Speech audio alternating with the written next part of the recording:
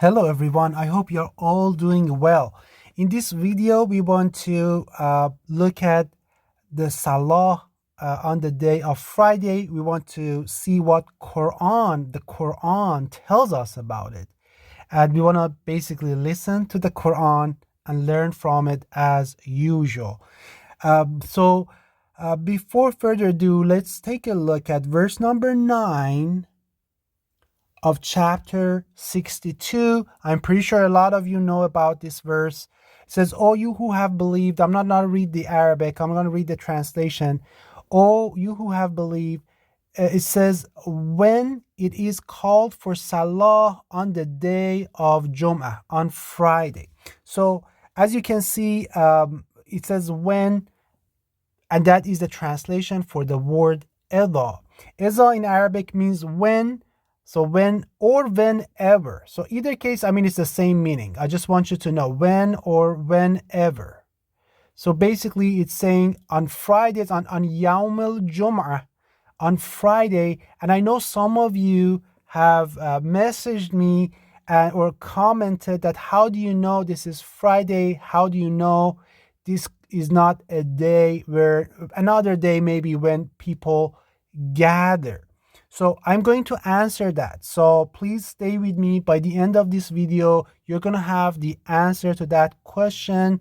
And you're going to know, is this really the day of Friday, a day in the week, or is it just a day of gathering? So I'm going to answer that question. But stay with me. Let's look at the translation. Then proceed to the remembrance of Allah, dhikrullah. And as we know, Salah is basically the act of turning towards Allah. You turn towards Allah, you pay attention to Allah, and obviously that when you do that, that is dhikrullah, you are remembering Allah and His words. And then it goes on to say about darul bai, which means basically leave trade, leave business, and that is better for you. And this is the other thing that is really important. I want you to pay attention. It says, and when Salah has been concluded, disperse, so leave. So فَإِذَا قُضِيَتِ الصَّلَاةُ فَانْتَشِرُوا فِي الْأَرْضِ. Do not sit there, do not stay, leave. And then وَابْتَغُوا مِنْ فَضْلِ اللَّهِ, and seek from the bounty of Allah, and remember Allah that you may succeed. And then in verse number 62:11, it goes on to tell us that Va'idha, again, idha, as you can see, it's the same thing that was used up there. When or whenever they see a transaction, tijara, a business, or some, here it calls it diversion, but lahv means basically as a game, or there's a TV show, or there is something fun that is going on. So tijara, business, aw lahv, lahban faddu ilayha, so they rush towards it and they leave you standing. So this is very interesting. So you know what idha means. Allah actually uses the idha here. So how would you transfer that? It says whenever they see that, they leave, or when they. So my point here is that the verse is very clear. Let's go back. So what does it say? It says, all you who believe, whenever there is a call for prayer on Fridays, just go do it. It's simple. So whenever there is a call for prayer on Friday, and let's assume this is Friday. I'm going to answer that question, but let's assume for the time being this is Friday. So that's the first thing. So whenever on Friday. Now when do we have call for prayer on Friday? At the time of the Prophet. I made that video, the previous video, about the time of Salah. Quran is very clear. طرفي النهار, two edges of the day, وزلفا من الليل. So those 3 times that there is call for prayer, you have to do it in jama'ah, in community. So Fridays basically were community days, and I'm going to show it to you later. Stay with me. I'm going to show that to you, that this is actually the day of Friday and this is not any other day. So maybe what I need to do right now, show to you why this is Friday. That then we'll come back to the other aspect of this verse. So Yawmul Jum'ah, is this Friday? So I'm going to write this and say, is this Friday? Or alternatively, is it a day of gathering? Maybe not Friday. Maybe it's just like a day in the month, or whenever there is something important that Prophet calls upon the believers. Maybe it's not talking about Fridays. Maybe it's talking about another day. That's an idea that one of the brothers asked me so kindly and respectfully. I appreciate it. And هل جزاء الإحسان إلا الإحسان. So sometimes people come and make fun of what I'm talking about, and so brothers, just let me know if there's any question. If I can answer, I will. It might be unacceptable to you, that answer, but that is fine. That is fine. That's the whole point that we are going to discuss. I'm just sharing with you my religion. I'm sharing with you what I practice. It is up to you to accept or to reject. I cannot. It's not up to me. But I can share it with you. But I appreciate this brother who asked me this question. So let me tell you why this Friday is actually the day of the week. So to answer that question, we have to look at verse number 7 of chapter 42. In this verse, Allah tells us, Allah uses the word, but it says, وَكَذَلِكَ أَوْحَيْنَا إِلَيْكَ قُرْآنًا عَرَبِيًّا. And this is how we revealed to you, sent down to you a Quran, an Arabic Quran. Why? لِتُنذِرَ أُمَّ الْقُرَى وَمَنْ حَوْلَهَا, that you may warn the mother of the cities, ancient city, and whoever is around it. وَتُنذِرَ يَوْمَ الْجَمْعِ, and warn people of the day of Jam'ah. Jam is, Allah uses the word Jam here, day of assembly, the day where people assemble, they gather together. So why I'm pointing this out to you is that Allah actually uses this in the Quran and doesn't use Jum'ah. You see, Allah uses Yawm al-Jam'ah, day of gathering, day of assembly. So that's one verse. So we are going to go look at the next verse. This is verse number 9 of chapter 69. Again, يَوْمَ يَجْمَعُكُمْ لِيَوْمِ الْجَمْعِ, on the day that Allah gathers you together, assembles you, لِيَوْمِ الْجَمْعِ, for the day of assembly. Again, this is a day that people gather to. I know it's talking about the hereafter, but Allah uses this whenever Yawmul Jam'ah, when He wants to use for a public gathering, when people gather, Allah uses this as opposed to Jum'ah. And there's another verse that I want to share with you as well. So this is verse number 62 of chapter 24. And I'm just going to read the translation. It says, the believers are only those who believe in Allah and His Messenger, and when they are meeting with Him for a matter of common interest. Here it has translated as matter of common interest, right? But I want to show you the Arabic because so you can see. Amrin Jami'. It means a matter that gathers people together. You remember we used Yawm al-Jam', day of assembly, day of people gathering together. Now this is Amrin Jami'. This is adjective. So this is basically an affair that gathers people, assembles people together. So this common interest that here it says is wrong. A matter of I would translate this as a matter that assembles people or gathers people.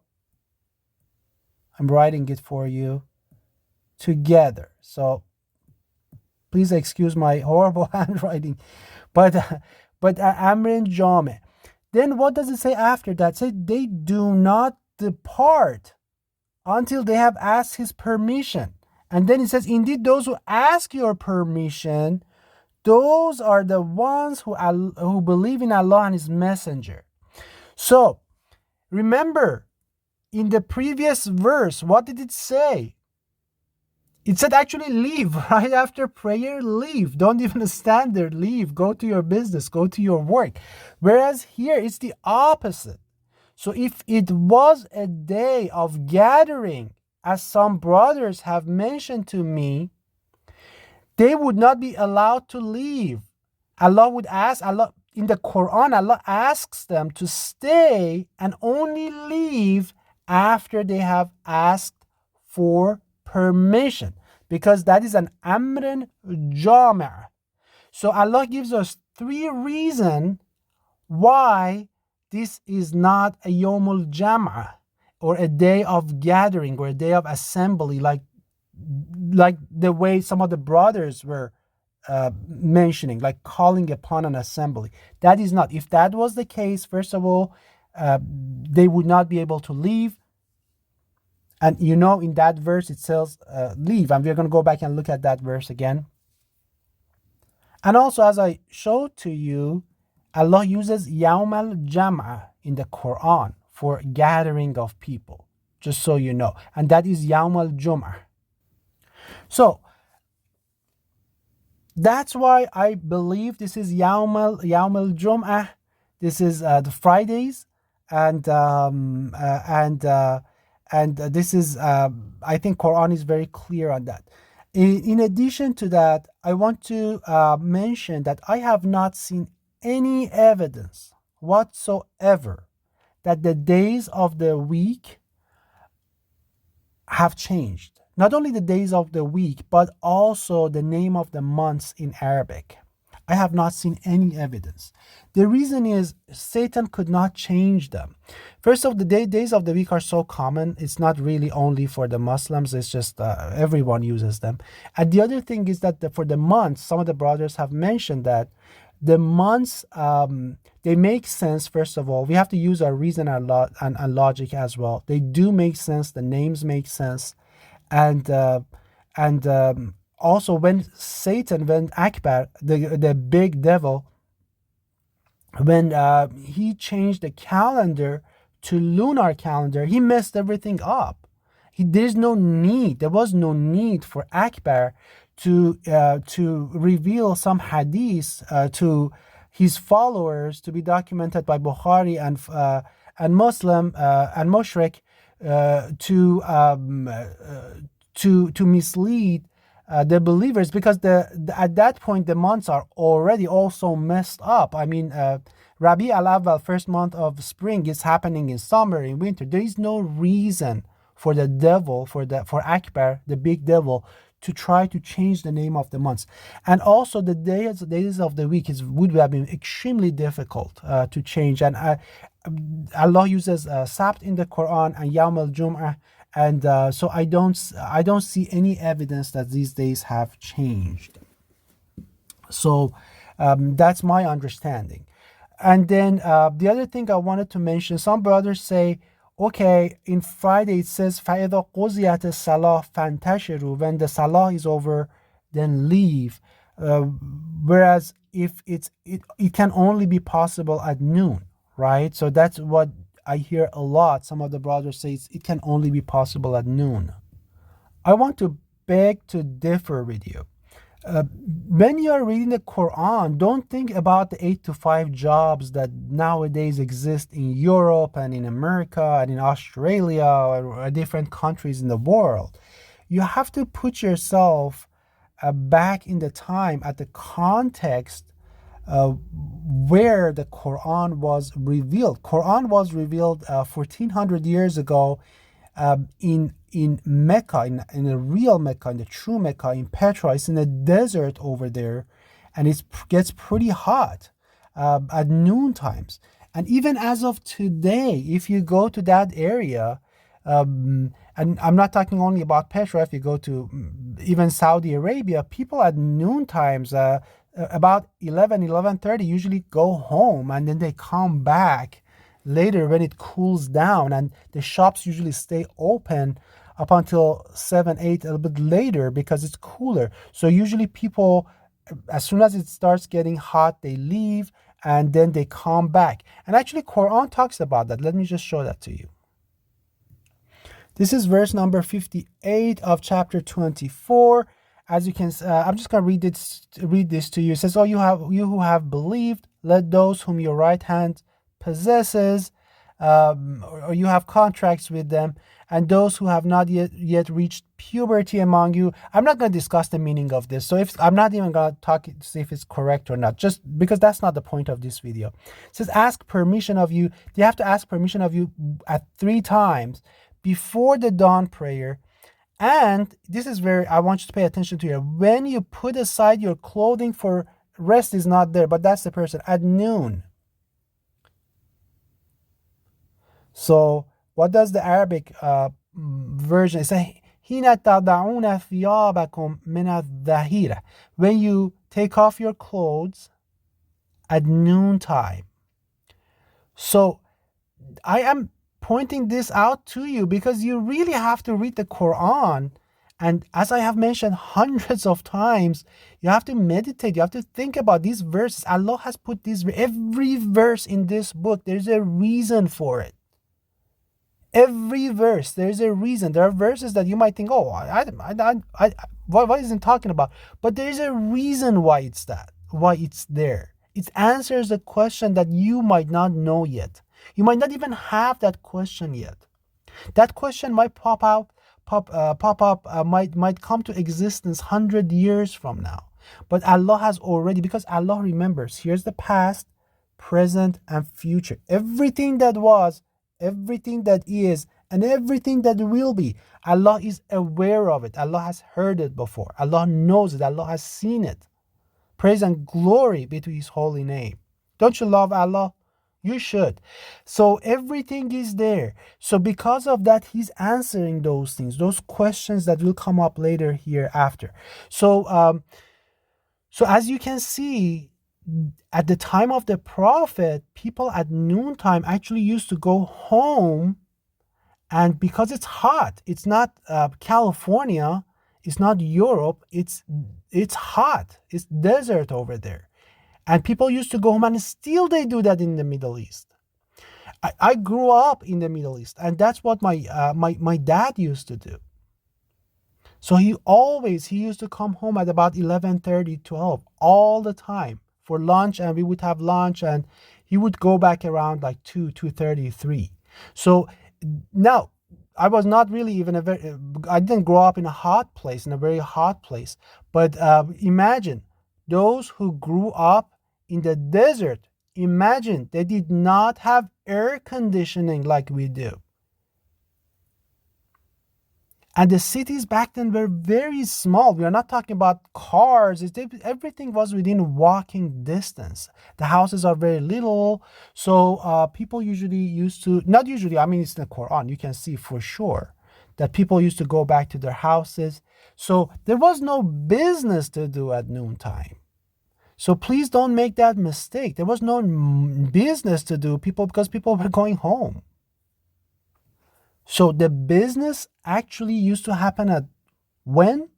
In the mornings when it's cool, when it's much cooler, and also in the evenings. So the business at the time of the Prophet in the desert, and even as of now, in some of the desert towns, if you go to old towns in Saudi Arabia, it's the same way.